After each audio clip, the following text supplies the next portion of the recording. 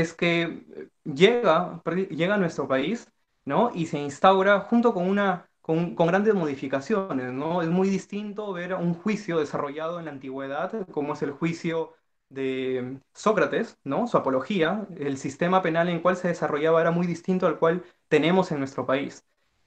Acá en el Perú tenemos un sistema acusatorio adversarial, ¿no? Garantista, porque todo el desarrollo del proceso se encuentra, la persona investigada se encuentra protegido por sus derechos fundamentales. Y una garantía de la protección de esos derechos fundamentales es el procedimiento penal. Entonces voy a iniciar hablando justamente sobre este tema, que es que podemos partir del procedimiento ordinario. El objeto del proceso penal, ¿no? eh, He estado analizando en los libros de Oré Guardia Segura, ¿no? Sobre los distintos puntos de vista del objeto del proceso y me he encontrado con muchas respuestas. Me he quedado solamente con tres que las he considerado las más resaltantes. La primera, que es la búsqueda de la verdad. La segunda, que es satisfacer las pretensiones que se desarrollan a lo largo del proceso. Y la tercera, que es salvaguardar los derechos fundamentales del imputado. Cuando estamos hablando de la búsqueda de la verdad, ¿no? Eh, no solamente se debe perseguir obstinadamente esa verdad.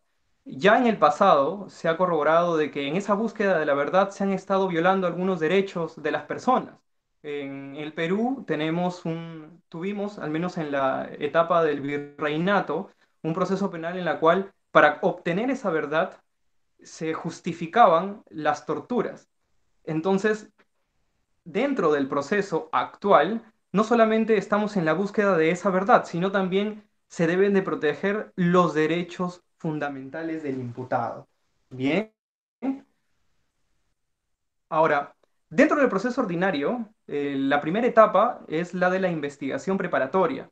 Existen algunas personas que postulan de que el proceso penal está dividido en cinco etapas. Yo considero que está dividido en tres: la investigación preparatoria, la etapa intermedia y la etapa de juicio oral, ¿no?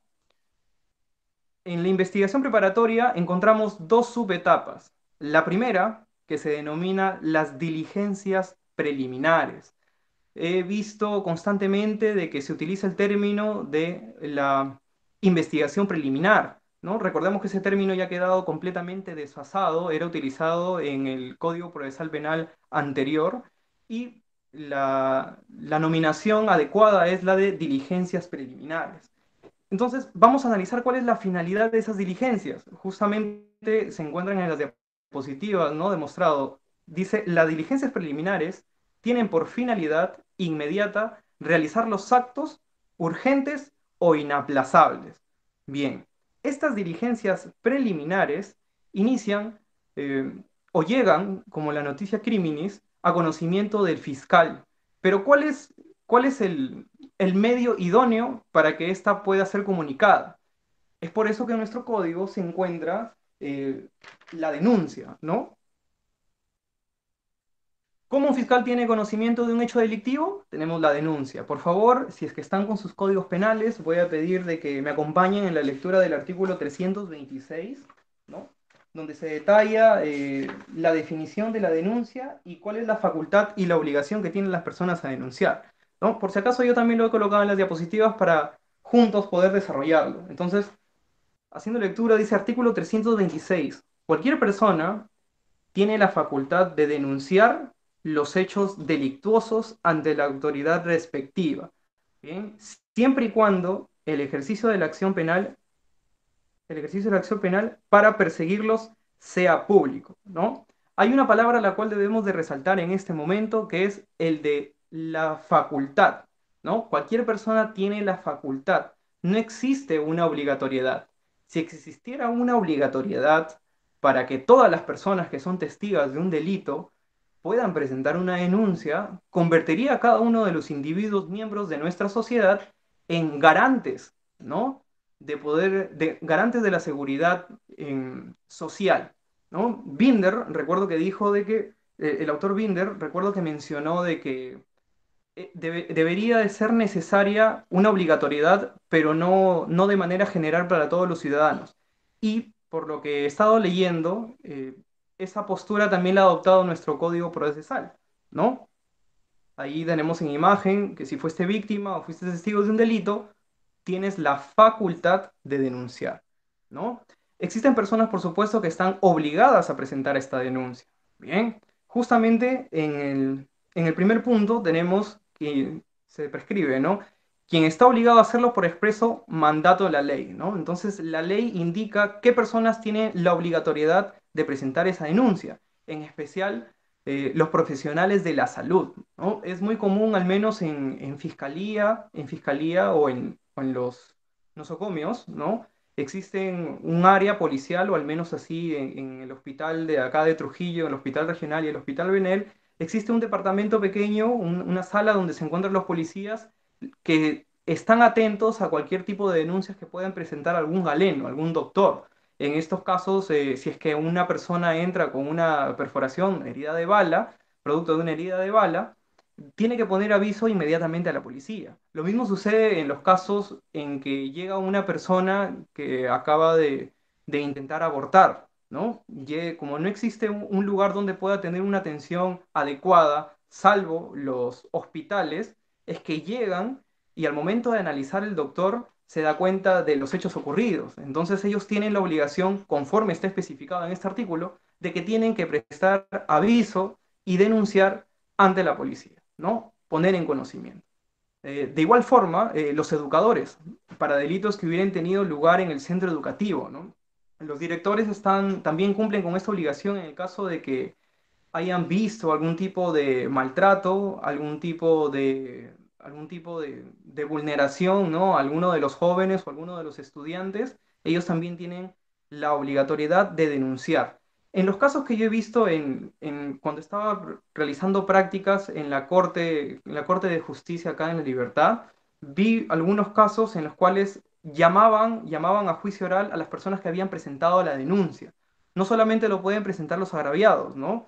En este caso, en el caso que yo había presenciado, la denunciante era la directora de un colegio que había denunciado al profesor de educación física que por tocamientos indebidos y acoso a las jóvenes de tercer año de secundaria de un colegio femenino acá en Trujillo, ¿no? Sin ahondar en detalles, ahí podemos presenciar la obligatoriedad que ha existido por parte de esta funcionaria, que en este caso es la directora, para presentar la denuncia.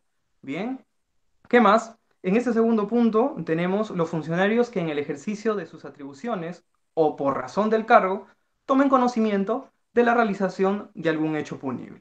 Bien, entonces algunas personas las cuales tengan o estén cumpliendo funciones y dentro de sus atribuciones está también denunciar, también deben de brindarlo.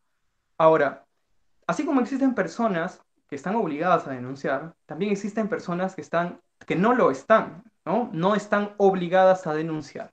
Por ejemplo, nadie está obligado a formular denuncia, tal como le explica ahí la diapositiva, contra su cónyuge y parientes comprendidos dentro del cuarto grado de consanguinidad y afinidad, ¿no? Estos familiares, justamente por el principio de la no autoincriminación, es que estos familiares no están obligados a presentar una denuncia. En el hipotético caso de que yo cometa un delito, mi madre no está obligada a presentar o a denunciar, ¿no? El supuesto hecho delictivo que yo cometí. Igualmente, dentro de este apartado de los no obligados, eh, los hechos amparados dentro del secreto profesional. Nosotros, como estudiantes de Derecho y posteriormente también abogados, vamos a tener que acompañar a personas dentro de un proceso penal. Y si es que estas personas nos confían algún tipo o nos realizan una confesión, ¿no? Nosotros no estamos obligados a divulgarlo, no estamos obligados a denunciar. Bien.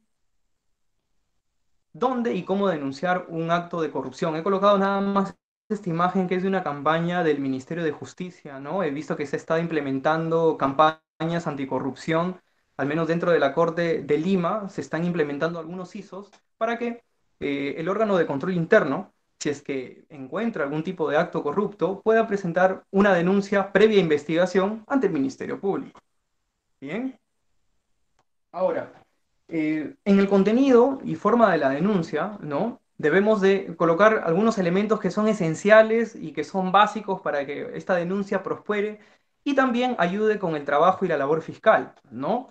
Una persona que va a denunciar usualmente va y relata los hechos directamente a la comisaría. La mayoría de personas, al menos en la educación primaria y secundaria, siempre indican de que a cualquier tipo de daño algún tipo de delito que vean que se haya cometido, a dónde debe dar aviso a la policía, ¿no? Entonces, el artículo 328 nos especifica cuál es el contenido y la forma de la denuncia. El artículo prescribe: toda denuncia debe de contener la identidad del denunciante. Es un requisito esencial y sirve para que proceda la denuncia, ¿no? Se debe de identificar completamente la identidad, nombre completo y su número de DNI. De igual forma, una narración detallada y veraz de los hechos. Esta narración debe de cumplir con todos los requisitos de cómo sucedieron y que correspondan dentro de un espacio-tiempo establecido. Bien, de ser posible, la individualización del presunto responsable. Acá hay un punto en el cual se puede tratar, ¿no? Porque dentro de la investigación preparatoria, en la primera etapa, la de las diligencias preliminares, ¿no? Se puede iniciar una investigación, uno, ya identificando a la persona a la cual se está investigando, y dos, los conocidos LQR, que son los que resulten responsables. No se ha determinado la investigación, perdón, no se ha determinado quién es la persona a la cual se le está atribuyendo un posible hecho ilícito, pero dentro de las diligencias preliminares, dentro de los actos de investigación que son urgentes, se podría determinar. Entonces, dentro de esta primera etapa, solo en las diligencias preliminares, vamos a ver que una, se puede aceptar que se inicie o se aperture una disposición por parte del fiscal contra una persona que aún no está determinada. Ya vamos a ver más adelante que cuando pasa a la siguiente subetapa, que es la formalización, sí debe de haberse individualizado a esta persona. Bien. En el numeral 2, dentro de las diapositivas, se señala que la denuncia podrá formularse por cualquier medio. Bien, si es escrita, el denunciante, por supuesto, firmará y colocará su impresión digital. Es la denuncia que se puede presentar dentro de la comisaría o también se puede presentar a través de un abogado, ¿no? Se firma, coloca la huella dactilar, ¿no? Y si es verbal, se sentará el acta respectiva. Yo he visto, al menos dentro de Fiscalía, cuando he estado realizando algunas prácticas, de que este tipo de denuncias verbales, cuando se deja una constancia en el acta respectiva, es cuando van directamente al Ministerio Público y presentan una denuncia ante el fiscal de turno, ¿no? El fiscal de turno lo espera en su despacho, cumple durante un tiempo establecido la labor de esperar algún tipo de denuncia que se presente directamente ante él, y una vez de que la persona, la agraviada o la denunciante, relate cada uno de los hechos, ¿no? Ella realiza el acta respectiva. ¿Bien? Ahora, este punto es esencial porque ha establecido diferentes parámetros y me ha servido demasiado al momento en que yo he fundamentado algún tipo de argumento en el desarrollo de mis labores, ¿no? Esta casación, la 001/2017, que está referida al delito de lavado de activos, ¿no? Establece el elemento de la sospecha de la manera mejor definida posible, ¿no? Dentro de esa casación se indica de que para iniciar las diligencias preliminares se debe de tener al menos una sospecha, la denominada sospecha inicial. Posteriormente, para formalizar esa investigación, ¿no? Debe de existir una sospecha reveladora, ¿no? El fiscal debe tener argumentos necesarios o dentro de sus actos de investigación haber logrado que esa sospecha inicial supere sus parámetros como para que se convierta en una sospecha reveladora. Cuando llegue esta sospecha a la perdón, cuando la formalización de la investigación llegue a la etapa intermedia, esta sospecha reveladora debe de aumentar su grado, se convierte en una sospecha suficiente, ¿no? Y finalmente, creo que no lo he colocado en la diapositiva, algo que ha sido muy claro esta casación es que para, para declarar fundado un requerimiento de prisión preventiva debe de existir una sospecha grave. Ese es el término, una sospecha grave.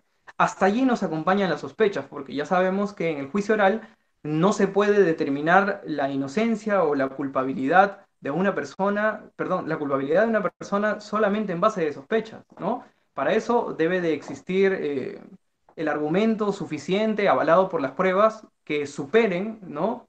Que superen la duda por parte del juez, ¿no? Y generen así convicción al momento de tomar su decisión.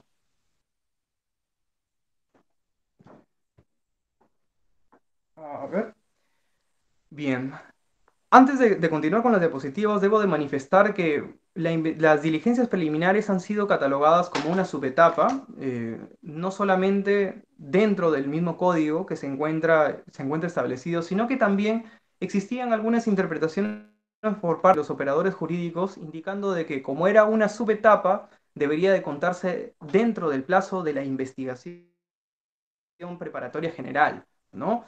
Ante ello existe la casación, ¿no? 002-2008, en la cual indica de manera directa, ¿no? de que las diligencias preliminares es una subetapa.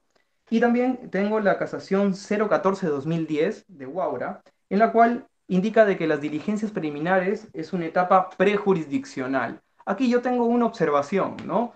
El maestro Rojas y Ataco el maestro Rojas Yataco, que fue el fiscal encargado de implementar en el distrito de Huaura este nuevo código procesal penal, ¿no? Al momento de capacitar a los fiscales, encontró que muchos de ellos estaban indicando de que las diligencias preliminares estaban categorizadas como una etapa prejurisdiccional, pero sin embargo, dentro de las diligencias preliminares sí existe algún tipo de intervención por parte del juez, ¿no? Dentro de las diligencias se puede solicitar una detención preliminar o en los casos de crimen organizado, en las diligencias preliminares incluso se puede solicitar a una medida coercitiva. Entonces, no es que no exista un apartado o una etapa prejurisdiccional completamente apartada de la imagen del juez, ¿no? El juez también tiene algunas participaciones. Es por eso que discrepo con esta casatoria y creí conveniente mencionarla, justamente porque es una crítica la cual comparto con el doctor Rojas de Ataco. Bien, él indica de que esta denominación prejurisdiccional es un vestigio del código procesal anterior, ¿no? Ahora, los requisitos de la disposición de diligencias preliminares. Bien, cuando en nuestro código, aparece en nuestro código establece de que la noticia, la denuncia, llega a conocimiento del fiscal. Voy a ver, me parece que está por el artículo 329. Me gustaría que me acompañen, por favor. Ya, sí, en el artículo 329, forma de iniciar una investigación, ¿no? El fiscal inicia los actos de investigación cuando tenga conocimiento de la sospecha de la comisión de un hecho delictivo que reviste los caracteres de un delito. Bien, promueve la investigación de oficio o a petición del denunciante.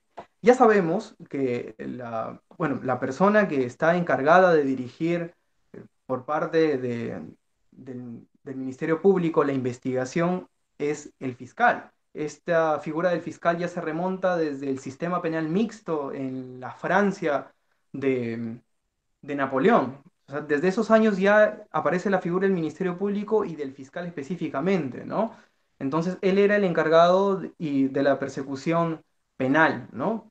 De buscar, de recabar la información necesaria y de buscar los elementos de convicción, ¿no? Ahora, también los actos iniciales de investigación inician de oficio cuando a su conocimiento la comisión de un delito cuando llega a su conocimiento la comisión de un delito de persecución pública. Justamente cuando estaba leyendo este segundo punto del artículo 329, ¿no? Había estado revisando jurisprudencia, ¿no? Y me encontré con que justo se había iniciado por ser un presunto delito de la comisión de un delito de persecución pública, se había emitido una disposición de diligencias preliminares contra la ministra de Economía. Ya sabemos que la ministra de Economía ahorita ha estado cuestionada porque han habido algún tipo de contratos y de licitaciones prestadas por la empresa de su padre y también la de su hermano.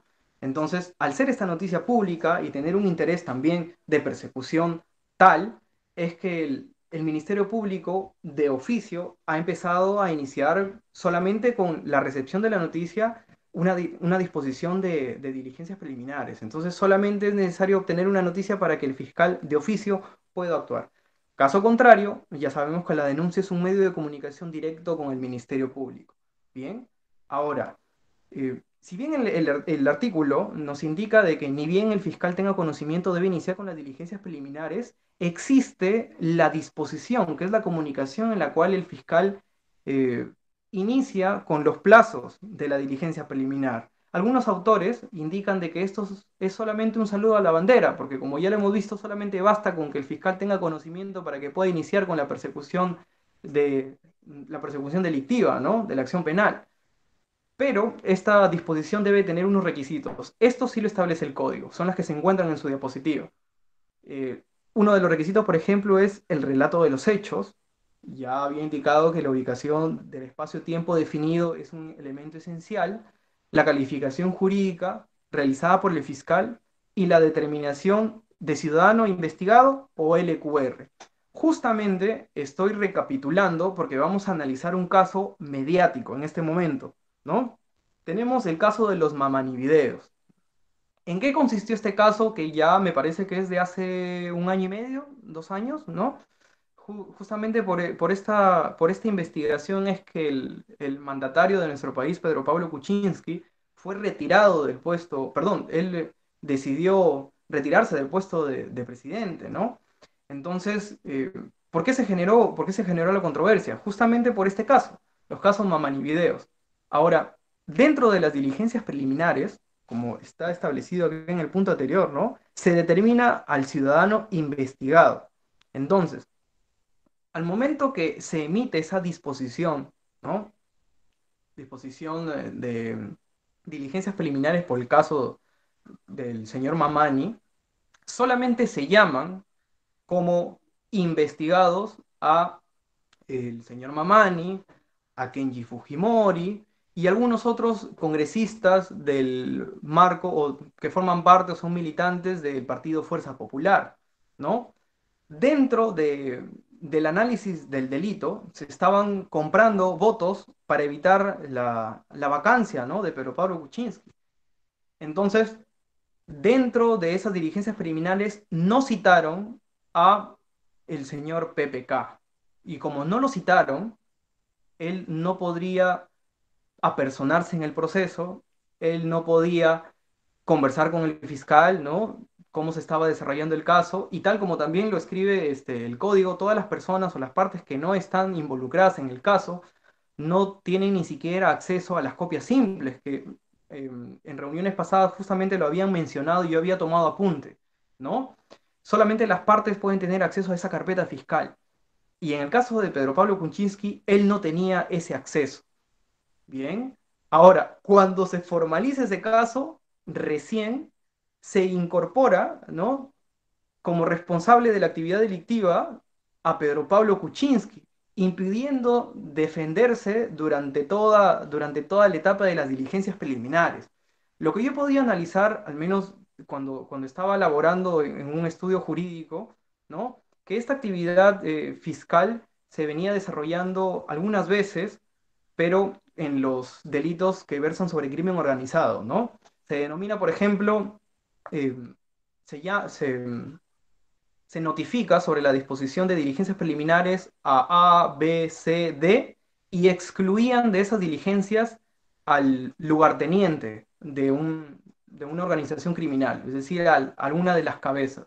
Y sin embargo, cuando avanzaba el proceso y se llegaba a formalizar, es que recién se incorporaba impidiéndole haber ejercido su derecho a la defensa durante esa primera etapa de la investigación, ¿no? Lo mismo ha sucedido en este caso. El señor PPK no pudo defenderse y he encontrado en YouTube incluso una entrevista donde él está acercándose junto con su abogado, el doctor Nakazaki Servigón, a consultar sobre el estado del proceso, sobre el estado de la carpeta fiscal. y no se le impidió, por supuesto, porque él no estaba siendo sujeto de investigación. ¿Bien?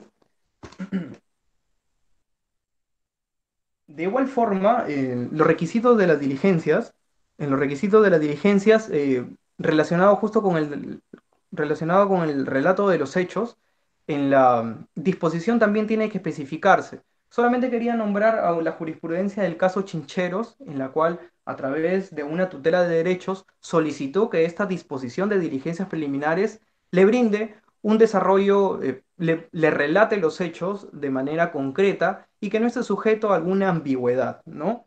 El caso Chinche, esta tutela de derecho ha sido desarrollada en Lima, la tengo anotada, no tengo el número exacto, pero creí pertinente también mencionarlo. Bien. Ahora, los actos de investigación desarrollados dentro de las diligencias preliminares no van a volver a repetirse en la etapa de la investigación preparatoria formalizada, ¿no? Eso solamente quería establecerlo para que posteriormente los elementos de convicción hallados no vuelvan a repetirse y esto no vuelva a convertirse en un círculo vicioso, ¿no? Ahora, el plazo de las diligencias preliminares, ¿no? Este plazo de las diligencias, como lo encuentran en las diapositivas, conforme al artículo 3, es de 60 días, ¿no? Salvo se produzca la detención de una persona. Ahora, es subrayado, y ahí está con letras en color negro, que dice, no obstante ello, el fiscal podrá fijar un plazo distinto según las características de complejidad y circunstancias del hecho objeto de investigación.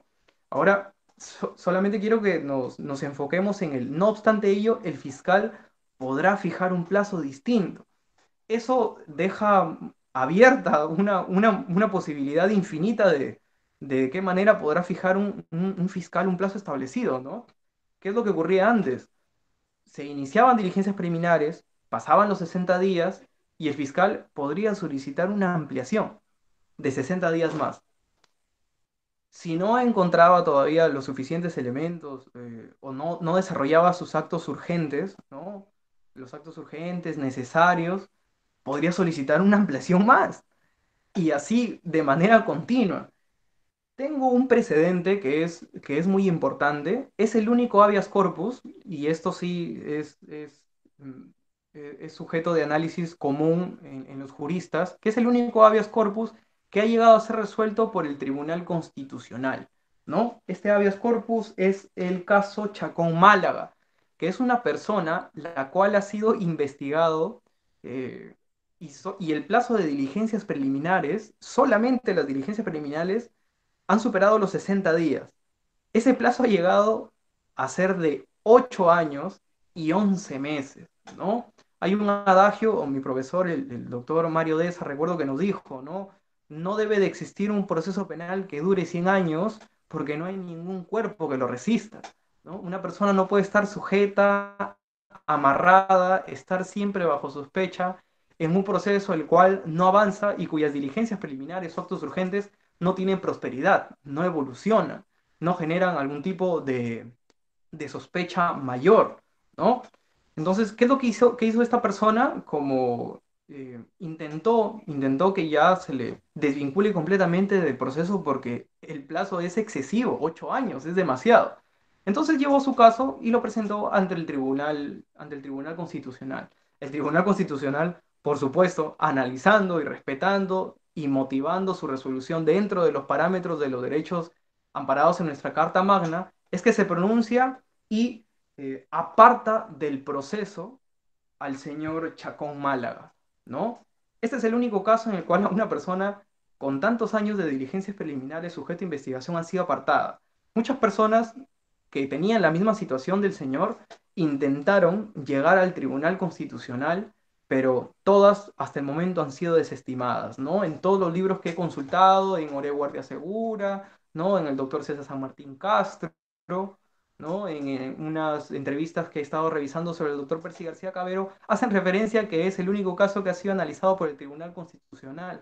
Y salió favorable porque era evidente de que ya estaba siendo sujeto en demasía, ¿no? Esta persona a este proceso. Bien, ahora, Vinculado con el plazo a las diligencias preliminares, hay una jurisprudencia que es la casación 14-2008 Ancash, ¿no? 14-2008 Ancash. Esta casación nos indica de que las diligencias preliminares no pueden tener un plazo mayor al de la investigación preparatoria, ¿no? Formalizada. Entonces, si es que partimos de este análisis, ¿no? Solamente debían de existir un plazo de investigación de 120 días de diligencias preliminares, es decir, 60 días que podrían ser prorrogables a 60 más. En el caso de que se declare un caso complejo, se podría realizar una investigación de 8 meses, ¿no?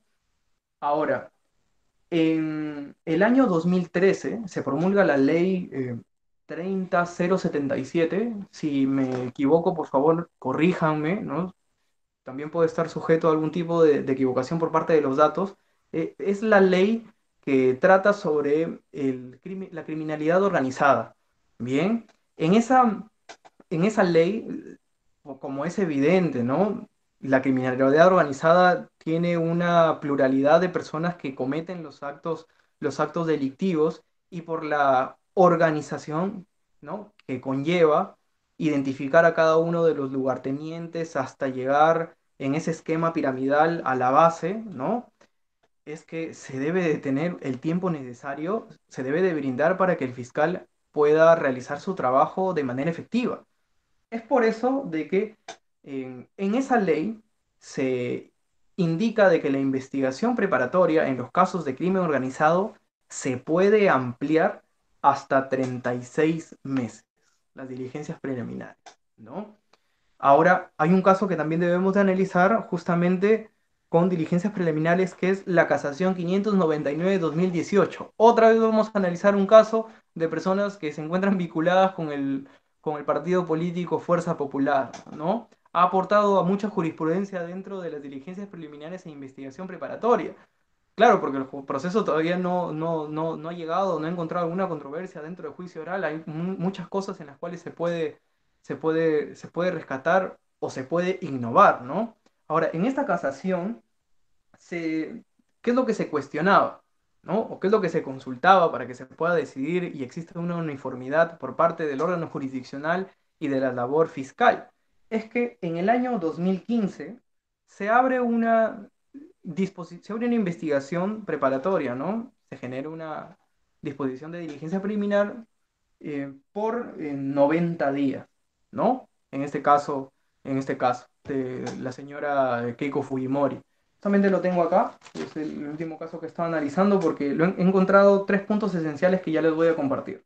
Bien, entonces tenemos, como en un primer momento, que en el año 2015 se abre investigación contra la señora Keiko Fujimori por el plazo de 90 días. El plazo, en el 2015, culminó. Y en el 2017 se decide abrir nuevamente investigación por 60 días más. Entonces, es que se intentaba verificar cuál es el plazo, de qué manera podría estar sujeta, ¿no? Si se podría volver a emitir una disposición para seguir con la investigación, ¿no? Menos mal que la respuesta llegó junto con la ley de crimen organizado en la que se indicaba de que el plazo de diligencias preliminares para el crimen organizado era de 6 meses, ¿no? Esta casación tuvo mucho que ver, también habla de otros temas importantes, como es la contabilización del no plazo, ¿no? Y algunos otros 3 puntos más en los cuales yo tengo contradicción, pero que van a ser sujetos a una participación posterior, ¿no? Sería muy bueno hablar sobre los medios y los elementos de convicción. Bien. Un punto que cuestionó de manera muy, muy, muy argumentada, ¿no? El abogado de Keiko Fujimori, es que ¿por qué en la criminalidad organizada se deben de dar el plazo de 36 meses, ¿no? Si los actos son necesarios y urgentes, ¿no? De las diligencias preliminares. ¿Qué tan urgente pueden ser esos actos si todavía tienen el plazo de 36 meses para ser desarrollados? Yo considero que el plazo muy largo, ¿no? Al menos lo que el doctor planteó allí en la documentación es que los actos urgentes deberían de resolverse máximo en el plazo de un año. pero ya vimos ya que la ley manda y lo que indica son 36 meses, ¿no? Este cuadrito es directamente sacado de la página del Ministerio Público, en la cual dentro de este organigrama se encuentra cada uno de los plazos que yo he estado mencionando, ¿no? La investigación preliminar y la investigación, perdón, las diligencias preliminares, ya lo hemos dicho, y la investigación preparatoria formalizada, ¿no? En los casos simples, 60 días o fijar un plazo distinto máximo a 120. En los casos complejos, 8 meses, y ahí hay una casación que lo acompaña. Y en los casos de crimen organizado, justo como lo hemos mencionado hace un momento, tiene un máximo de 36 meses. Mm, Aquí está. Finalización de las diligencias preliminares. ¿De qué manera culmina esta etapa, no?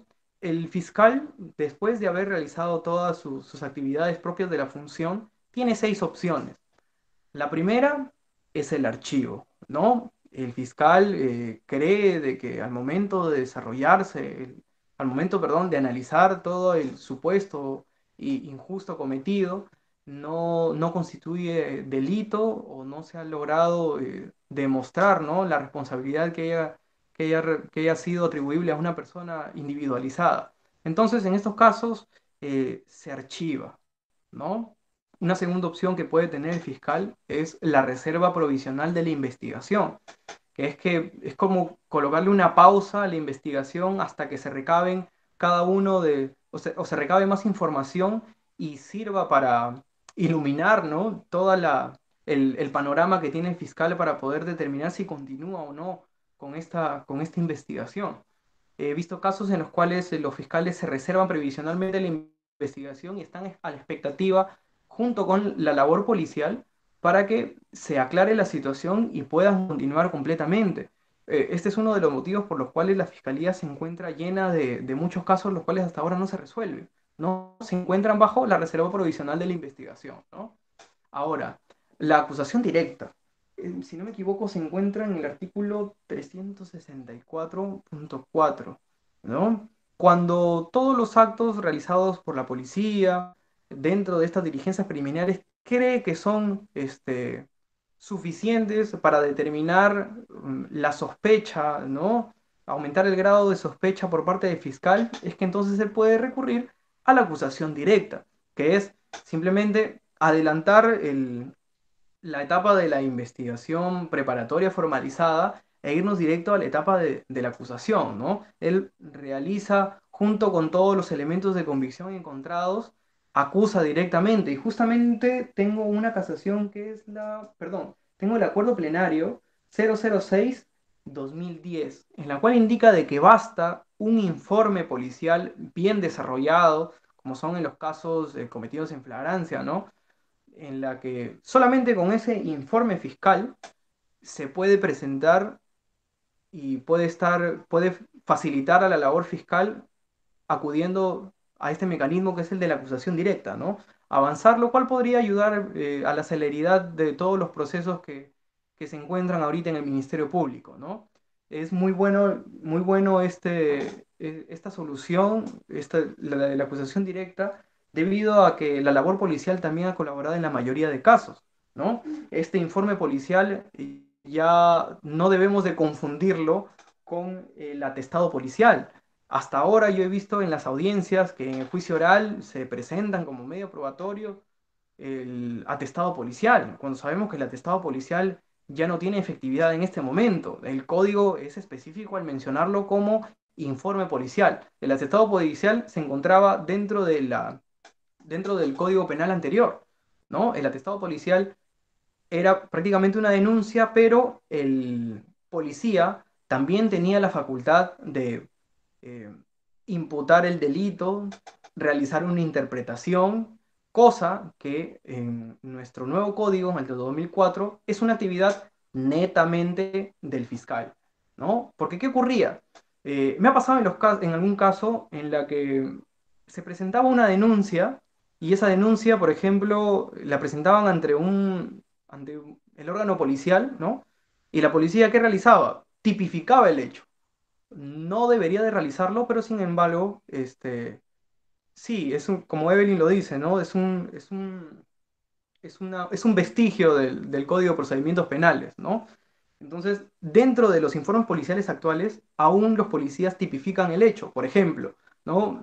Varias veces en fiscalía he visto de que dentro de los informes colocan, ¿no?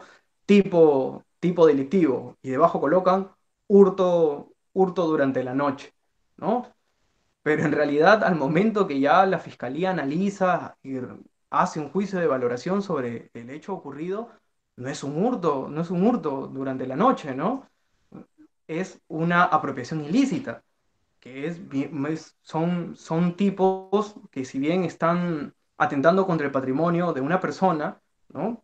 Son muy distintos al momento de analizar las características que tienen, ¿no? Lo mismo sucede en los delitos que son denunciados ante la policía contra funcionarios públicos, ¿no? Algunos policías todavía confunden lo que es el cohecho activo con el peculado y al momento de redactarlo todavía ellos siguen colocando la tipificación. Cosa que no, todavía cuesta deslindarse de esas actividades, pero como ya lo ha mencionado Evelyn, eso ya está en el olvido. Sin embargo, todavía lo siguen desarrollando, ¿no? Bien. Entonces, ya, todo esto nació, todo este análisis sobre el atestado policial y el informe policial también nació por la acusación directa. Cuando los policías desarrollan sus labores de manera efectiva, sí es admirable y respetable porque facilitan la actividad fiscal, lo cual conlleva a que pueda el fiscal formular una acusación directa. Ahora, otra de las formas de finalización de las diligencias preliminares es el principio de oportunidad, ¿no? Se encuentra también dentro de nuestro código procesal como un instrumento por medio del cual se pueda generar una descarga procesal mucho más rápida y también se encuentran algunos delitos establecidos. No todos están sujetos a un principio de oportunidad, ¿no? También tenemos el acuerdo reparatorio cuando el fiscal se fija, cuando el fiscal y el, el denunciado llegan a un acuerdo reparatorio, también se culmina con el trámite en sede fiscal, ¿no? Y la última finalización que es la formalización, ¿no? Las diligencias preliminares, al encontrar dentro de la actividad fiscal diferentes elementos de convicción que puedan generar sospecha, es que el fiscal dice, ah, no, aquí sí existe una gran probabilidad de que se haya cometido un delito. Y ya he individualizado a la persona. Entonces puedo formalizar, ¿no? Formalizo esta investigación. Contra el archivo, antes de continuar con la formalización, contra el archivo existe un recurso, el cual se encuentra dentro de nuestro código justamente en el artículo, déjeme ver si es que lo encuentro, ¿no? La elevación de actuados, ¿no? Los fiscales superiores son los que se encargan de resolver esta elevación de actuados. Déjenme revisarlo, a ver. Mm,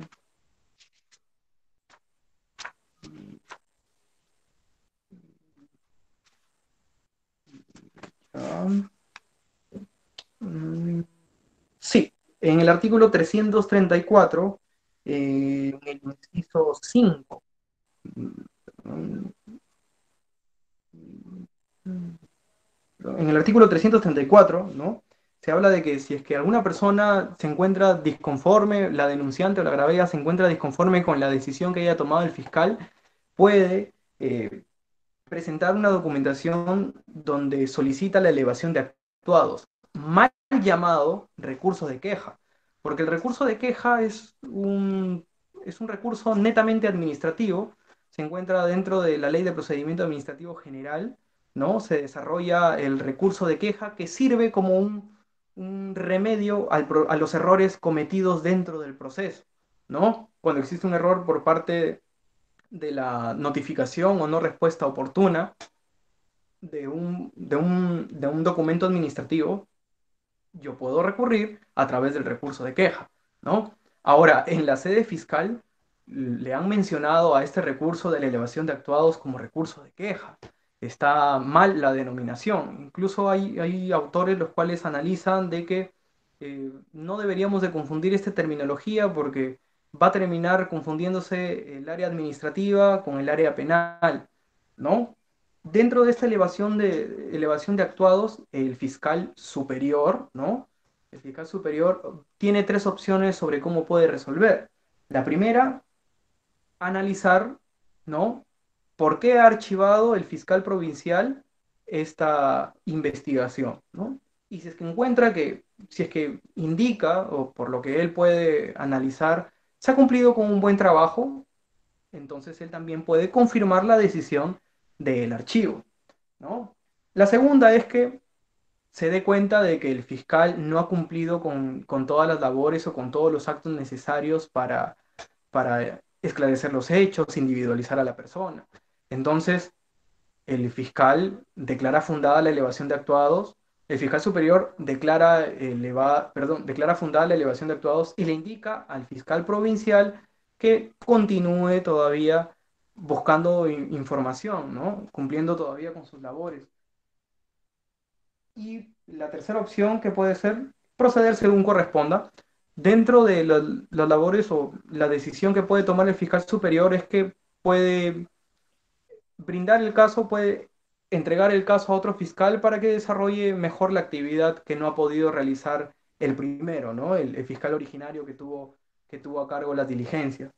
Bien, ya estamos ya casi culminando, vamos a llegar a la etapa de la formalización. Ahora ya estamos hablando de netamente de una etapa en la que ya tiene conocimiento el juez, ¿no? La formalización de la investigación preparatoria. ¿Cuál es la finalidad? La finalidad es reunir elementos de cargo y de descargo que permitan al fiscal decidir si formula o no la acusación, ¿no?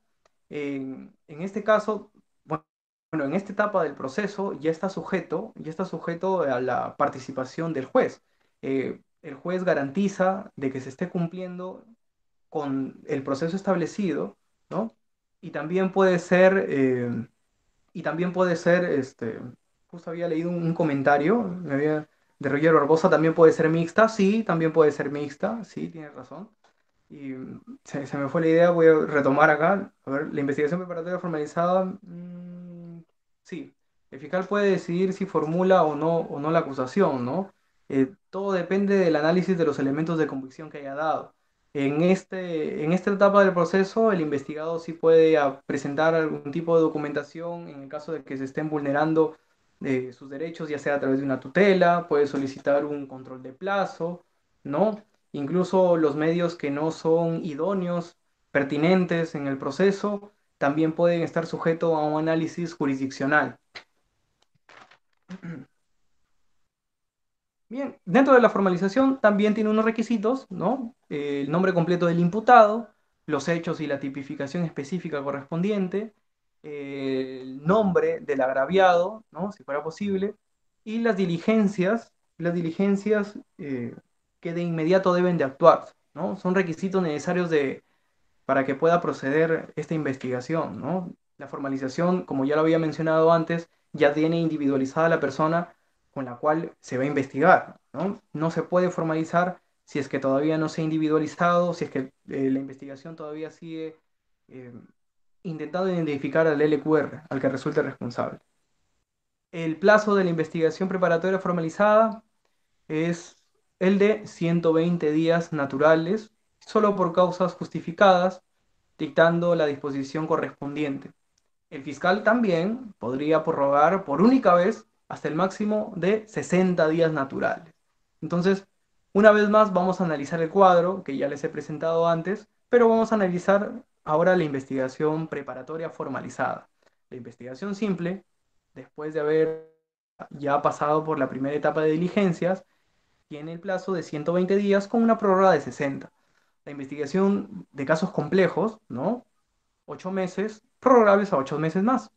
Y la investigación de organizaciones criminales, por su grado de complejidad, ¿no? Y por toda la pluralidad de sujetos que están dentro de la investigación, es el plazo mayor de 36 meses, prorrogables a 36 meses más, ¿no?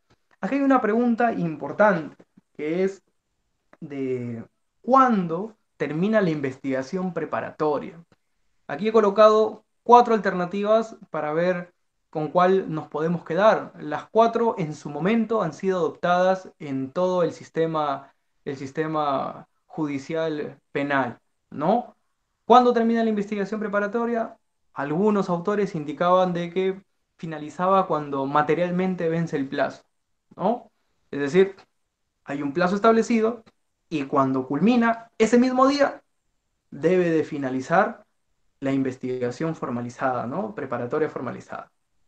Ahora, existe un segundo grupo de juristas que analizaron, ¿no? Todos estos presupuestos y entre ellos el doctor Jean-Paul Taboada, que tengo entendido que va a ser jurado nuevamente del concurso de litigación oral, así que esta es la posición que él comparte, que es cuando el fiscal dicta la disposición de conclusión, ¿no?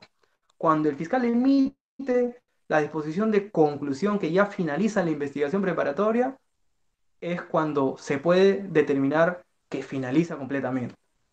Hay un tercer grupo que es el minorista, que indica de que cuando se comunica recién al juez de investigación preparatoria la conclusión, ahí recién podríamos indicar de que se ha culminado con esta etapa, ¿no? También es una posición aceptable, no la comparto, pero creí pertinente también mencionarlo porque hay autores como, mm, a ver quién se me va, hasta ese momento recuerdo que había analizado al doctor Moreno, que había analizado ese tema, y al doctor em, Alba Florian, acá en Trujillo, que defendía esa postura.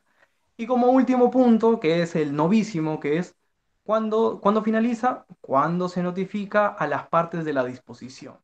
Como todos estábamos dentro de esta incertidumbre para determinar cuándo finalizaba esta etapa de la investigación preparatoria formalizada, salió a la luz la casación 613-2015 Puno de la primera sala penal transitoria de la Corte Suprema, ¿no? La sentencia es de fecha 3 de julio de 2017, que adivinen con cuál postura se quedaba con la segunda. A través de esta casación se indicaba de que finalizaba la investigación preparatoria formalizada cuando el fiscal dictaba la disposición de conclusión. Cuando te notifiquen, todavía está por verse, pero cuando el fiscal dicta la disposición, ese es el momento crucial en el cual finaliza la formalización, ¿no? Listo. Sin embargo, la Sala Penal Nacional de Apelaciones, especializada en delitos de corrupción de funcionarios, ¿no? A través del expediente 31-2017-03, no se quedó con esta postura, ¿no? Ellos han optado por decidir de que la investigación preparatoria formalizada hasta la fecha culmina cuando se notifica a las partes de la disposición.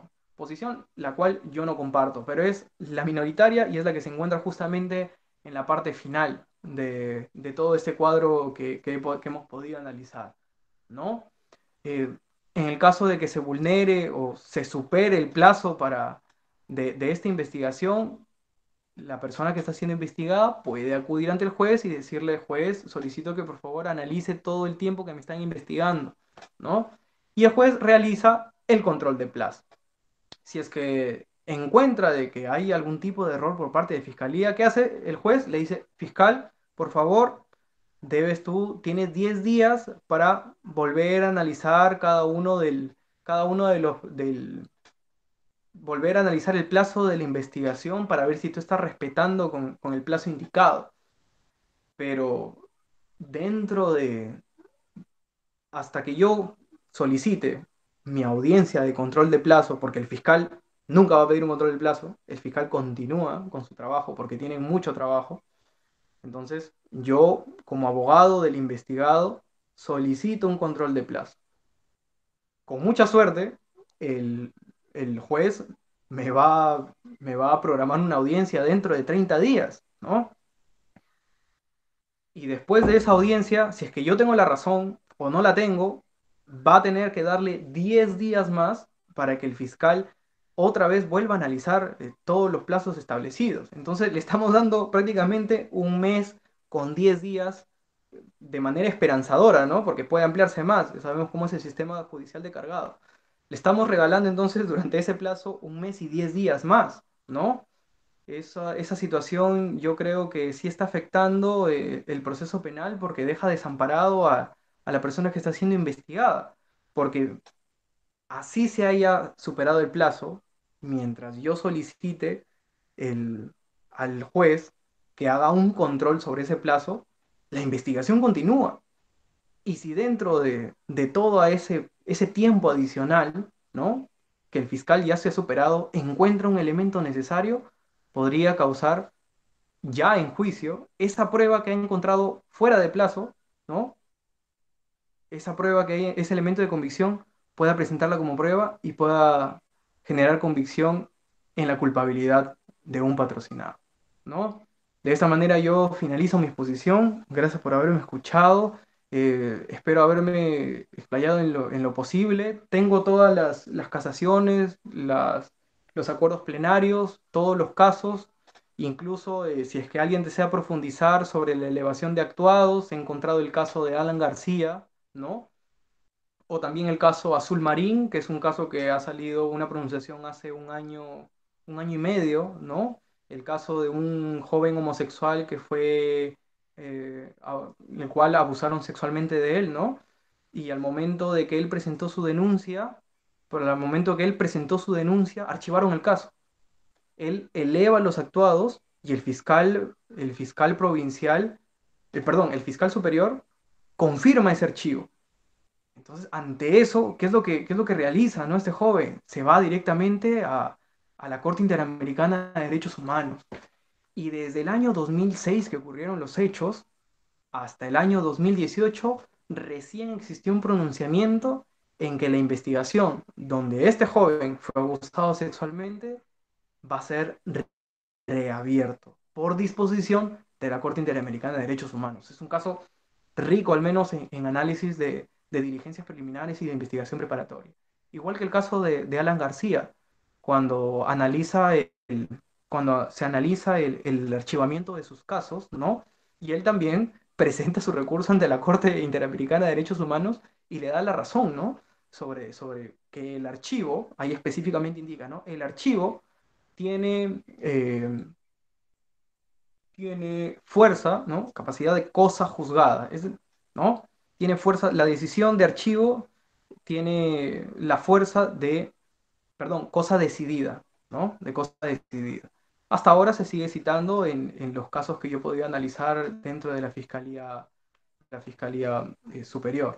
Bien, gracias por haberme escuchado. Espero volver a compartir con ustedes bueno, próximas investigaciones que tengo justamente sobre el análisis y críticas que ya les he manifestado. Y gracias por escucharme. Hasta una nueva oportunidad. Cuídense.